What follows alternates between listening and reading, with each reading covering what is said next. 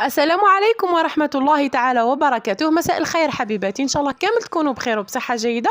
وانتم تشاهدوا معايا في فيديو اليوم اللي هو فيديو خفيف ظريف، جيت فقط نطل يعني عليكم به. ليكم وحشة، عندي بزاف ما حطيت لكمش حتى حاجة، قلت نضرب عليكم طلة. عندنا هذه الوصفة السريعة والبنينة، خاصة للنساء العاملات، توجد بالخف ليه ما فيهاش يعني مكونات ياسر وسهلة التحضير. عندنا هنا في إناء الماء تاعنا راهو يغلي مليح كما راكم تشوفوا، ضفت له كمية تاع الملح وحوالي ملعقتين من الزيت، خليت حتى بدا يغلي هذاك الماء تاعنا ورميت فيه يعني نوع المعكرونه اللي عندي. تحبوا تستخدموا تاع الميش تاع الكود تاع الفل كامل يصلحوا. من جهه اخرى عندي هنايا المقله، حطيت فيها 2 ملاعق كبار تاع زيت سخنوا مليح مليح، ورميت عليهم هذيك الحبيبه تاع البصل اللي قصيتها يعني الى متوسط، الحجم تاعها متوسط، ما كانش يعني مش مفرومه ومش خشينه. ضفت معها 4 صدر تاع دجاج. من بعد بديت نحط في الفنون تاعي، هنا درت كزبر، راس الحانوت، شويه ثوم مرحي، والملح ما نديروش في البدايه حتى يبدا يدخل الطياب للدجاج تاعي، لانكم كي تحطوه راح البصل يطلق هذاك الماء تاعو، والدجاج ثاني يطلق الماء تاعو، وبالتالي ما تجيكمش مكرمله وما تجيش بنينه وتخسر لنا هذيك طعمه البصل. هنا كيما راكم تشوفوا في الاخير ضفت هذيك نصف ملعقه تاع الملح، يعني طبعا حسب الكميه، وخليتها طابت مليح. بعد ما بدات يعني يدخل فيها الطياب وتكرملت لي هذيك البصله، ضفت لها كميه تاع جبن ابيض وشريحه من شرائح جبن المربعات اللي نديروه في الهمبرجر تاعنا. ذوبت مليح هذاك الفرماج تاعي حتى تاكدت من انه امتزج مع كل كميه الدجاج والبصل. هنا نار ديروها متوسطه، يعني ما تقويوش ياسر هكا باش ما ينحرقناش هذاك الفرماج تاعنا ويدير لنا طعمه ماهيش مليحه.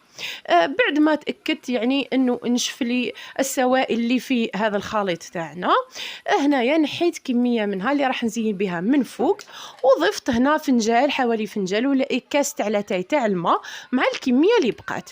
علاش هنا بغيت ندير يعني اون صوص بلونش نقدر نصب عليها الكريمه البيضاء، راح نستخدم هذا النوع.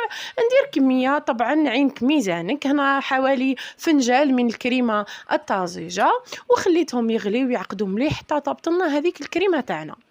فقط ملاحظه، الكريمات معروف عنها انه فيها كميه تاع ملح، معناها حاولوا يعني توازنوا بين الملح تاعها والملح اللي في الخليط تاعنا.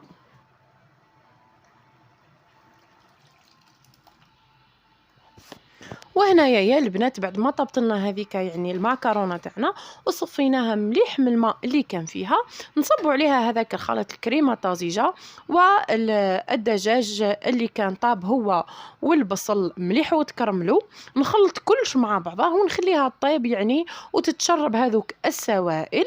فقط ملاحظه انا خليت كميه قليله فقط تاع ماء يعني مع المعكرونه، لانه الماء تاعها راح يكون شويه خافر، راح يكون فيه هذاك النشا، وهو اللي راح يعطينا يعني المزيج الكريمي واللي يجي خاثر مع الخليط تاعنا.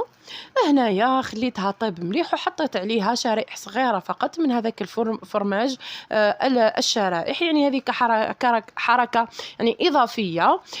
نحب الطعم تاعو خاصه كي يبدا يذوب والشكل تاعو في النهايه.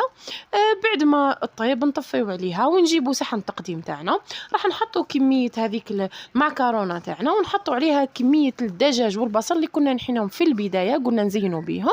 وبالصحه والهنا، وصفه خفيفه ظريفه سريعه بنينه باذن الله راح تعجبكم، جربوها وما تندموش.